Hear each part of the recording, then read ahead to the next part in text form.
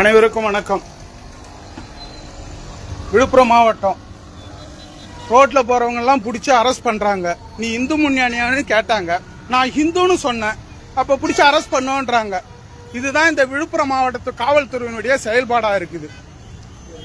இது செய்யலாமா? சரி வரங்க ஐயா, ஒண்ணும் இல்ல, வரேன் ஒரு நிமிஷம் நான் வரேன். எங்க வேணாலும் என்ன அந்தமான் சரியில கூட தூக்கி போய் போடுங்க, உங்க தமிழ்நாடு கவர்மெண்ட்டும் உங்க காவல்துறையும். ஆனா தப்பான விஷயம், ரோட்ல போறவங்க எல்லாம் கூட்டு இந்துவானு கூட்டு பண்றது, நடமாட முடியாத அளவுக்கு காட்டு மிராண்டி தர்பார் ஆட்சி நடக்குது இங்க தமிழ்நாட்டுல.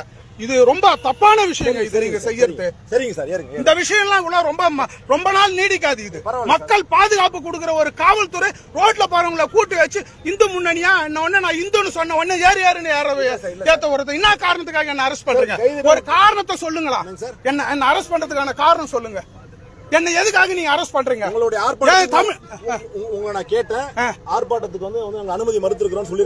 ஆர்ப்பாட்டம் நான் பண்ணனா, கோஷம் போட்டனா, ஆர்ப்பாட்டத்துக்கு வந்தனா, நான் இந்து முன்னணியா ஏதாவது பொறுப்புல இருக்கிறேன். ரோட்ல பரவல பிடிச்சி அரெஸ்ட் பண்ணா இது தப்பான விஷயம் இல்லைங்களா?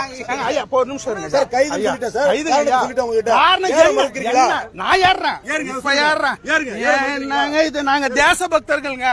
நாங்க ஒண்ணு இந்த மாதிரி இதுவான ஆளு இல்ல.